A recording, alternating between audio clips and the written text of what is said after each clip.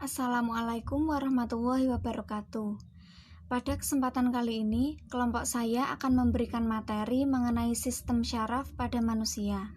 Sebelumnya, saya akan memperkenalkan anggota kelompok saya, yaitu Novita Sari, Esmita Anggiani, Nada Hadiatus, Ulvia Rizka, Siti Nurmala, dan saya sendiri, Laila Novianti.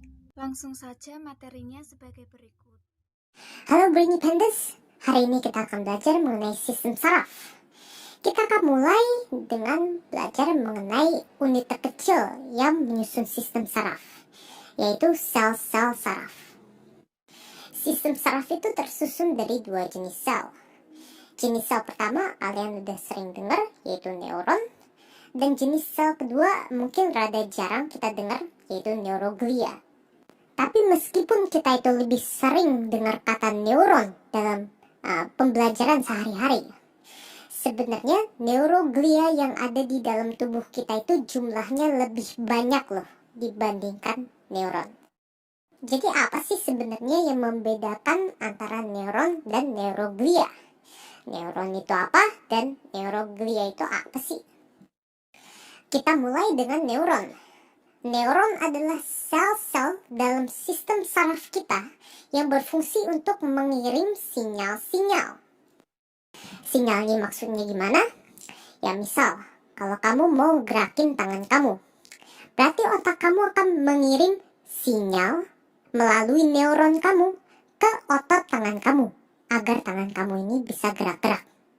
Atau misal, jari kamu lagi ngeraba sebuah permukaan yang kasar, misal permukaan kayu yang kasar, maka neuron-neuron pada daerah jari kamu itu akan mengirim sinyal ke otak kamu agar otak kamu dapat menginterpretasi bahwa kayu ini permukaannya kasar. Jadi neuron ini berfungsi sebagai messenger atau pengirim informasi, dan informasinya itu berupa sinyal tadi. Nah, berbeda dengan neuron yang bisa ngirim-ngirim sinyal, kalau neuroglia, dia itu nggak bisa ngirim sinyal.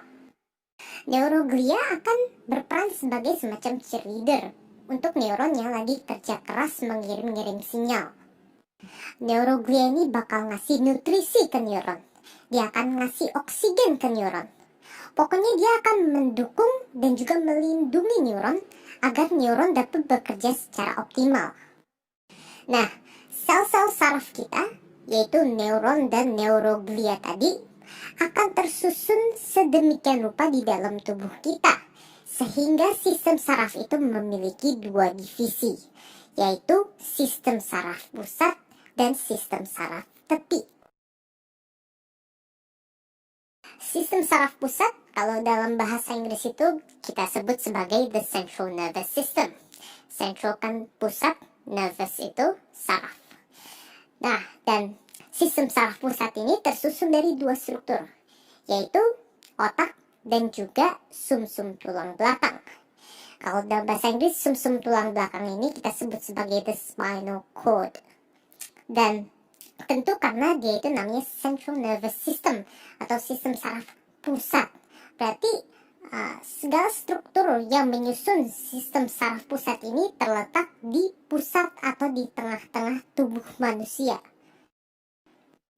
Otak adalah organ yang tersusun dari 100 miliar neuron. Banyak banget ya. Dan otak ini terletak di dalam tengkorak kita.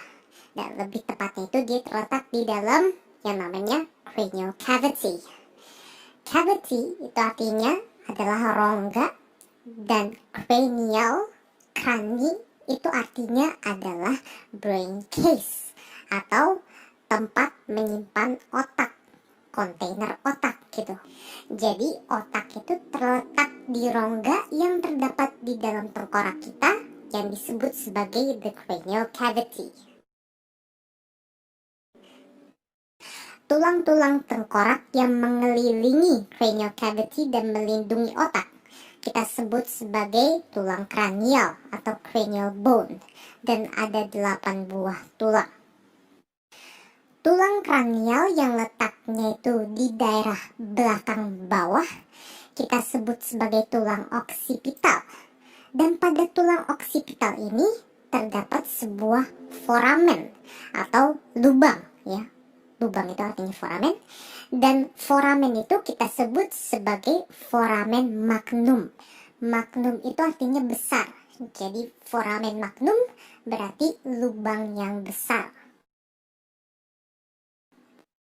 Nah, melalui foramen magnum inilah otak kita dan sumsum tulang belakang kita akan bertemu.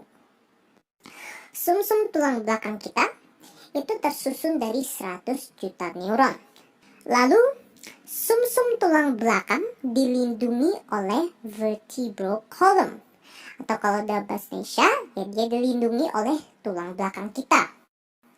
Jadi posisinya seperti ini. Sumsum tulang belakang itu seperti ada di dalam tulang belakang kita. Oke, Brainy Pandas. Divisi sistem saraf berikutnya adalah sistem saraf tepi. Atau kalau dalam bahasa Inggris, the peripheral nervous system. Peripheral itu artinya tepi. Dan sesuai dengan namanya, sistem saraf tepi, ya kan? Berarti kan tepi kan artinya itu adalah ujung-ujung atau ekstremitas, ya kan, dari sesuatu. Jadi ujung dari tubuh kita, ekstremitas dari tubuh kita.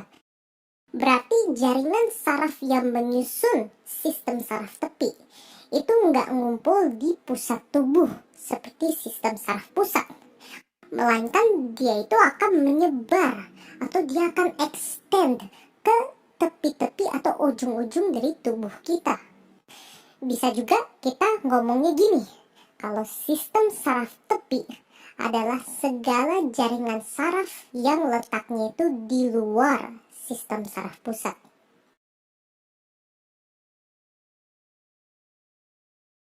Sistem saraf tepi tersusun dari beberapa komponen, tapi kita pada video ini akan fokus kepada nervus saja.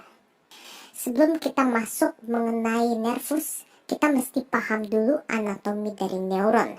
Jadi aku akan mengulang sedikit mengenai anatomi neuron. Oke, ini secara singkat. Pada neuron ini kan ada bagian yang kayak jaring-jaring yang keluar-keluar seperti ini. Ya, ini kita sebut sebagai dendrit. Dan tugasnya dendrit adalah untuk menerima stimulus yang nanti akan merangsang neuron ini untuk mengirim sinyal. Lalu struktur yang nyambung dengan dendrit ini yang memiliki inti sel itu adalah soma atau badan sel dari neuron. Lalu dari badan sel ini akan muncul struktur yang kayak buntut panjang. Kita sebut ini sebagai akson. Dan di ujung akhir akson itu adalah akson terminal. Terminal itu artinya adalah akhir, jadi batas akhir dari akson. Oke, kita akan bahas mengenai anatomi neuron secara lebih lengkap di video-video Brainy Panda di masa depan. Tapi sekarang kita kembali lagi ke salah satu komponen penyusun sistem saraf tepi, yaitu nervus. Nervus adalah struktur yang tersusun dari ratusan sampai ribuan akson.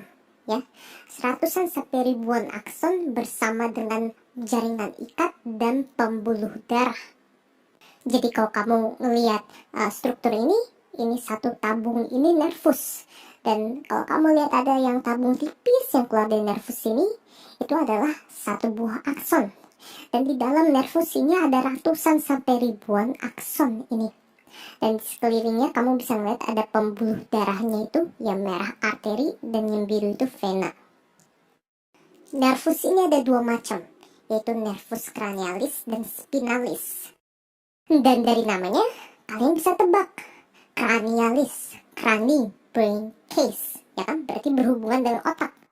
Berarti nervus cranialis itu berasal dari otak dan dia akan menyebar ke tepi-tepi tubuh kita. Lalu, nervus spinalis. Kalian bisa tebak. Spinal, kan berarti spine atau tulang belakang.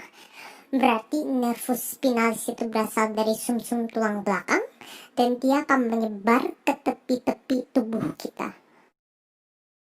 Nervus cranialis ada 12 pasang dan nervus spinalis ada 31 pasang. Lalu setiap nervus ini akan menginervasi atau dia akan berperan dalam lokasi-lokasi yang berbeda pada tubuh kita. Demikian tadi materi dari kelompok saya, semoga bisa menjadi pembelajaran bagi kita semua. Apabila ada kurang dan lebihnya, saya mohon maaf. Wassalamualaikum warahmatullahi wabarakatuh.